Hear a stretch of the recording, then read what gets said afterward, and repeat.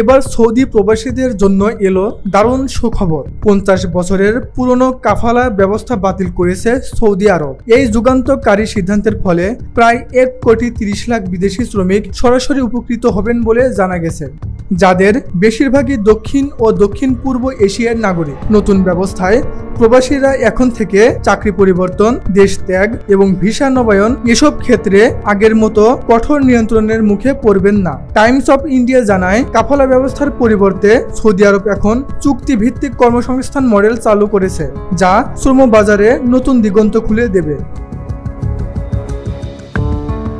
নতুন এই ব্যবস্থায় অভিবাসী শ্রমিকরা আর নিয়োগকর্তার অনুমতি ছাড়াই চাকরি পরিবর্তন করতে পারবেন, এক্সিট ভিসা ছাড়াই দেশ ত্যাগ করতে পারবেন এবং আগের কাফালা ব্যবস্থার অধীনে যে আইনি সুরক্ষা সীমিত ছিল তা এখন আরও প্রসারিত হবে। এই পদক্ষেপ সৌদি আরবের ভিশন 2030 উদ্যোগের অংশ, যার মূল লক্ষ্য দেশের অর্থনীতিকে আধুনিক করা এবং শ্রমিকদের অধিকার সুরক্ষায় বৈপ্লবিক পরিবর্তন আনা।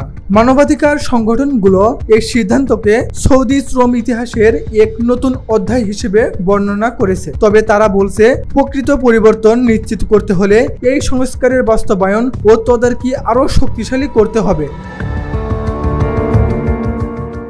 জানা যায়, কাফালা শব্দটির অর্থ আরবিতে স্পন্সরশিপ। 1950-এর দশকে উপসাগরীয় অঞ্চলে গড়ে ওঠা এই কাঠামোর আওতায় অভিবাসী শ্রমিকদের আইনি অবস্থান নিয়োগকর্তার উপর নির্ভরশীল ছিল, ফলে কাজ পরিবর্তন, দেশ ত্যাগ বা আইনি সহায়তা নেওয়ার মতো বিষয়েও নিয়োগকর্তার পূর্ণ নিয়ন্ত্রণ থাকত।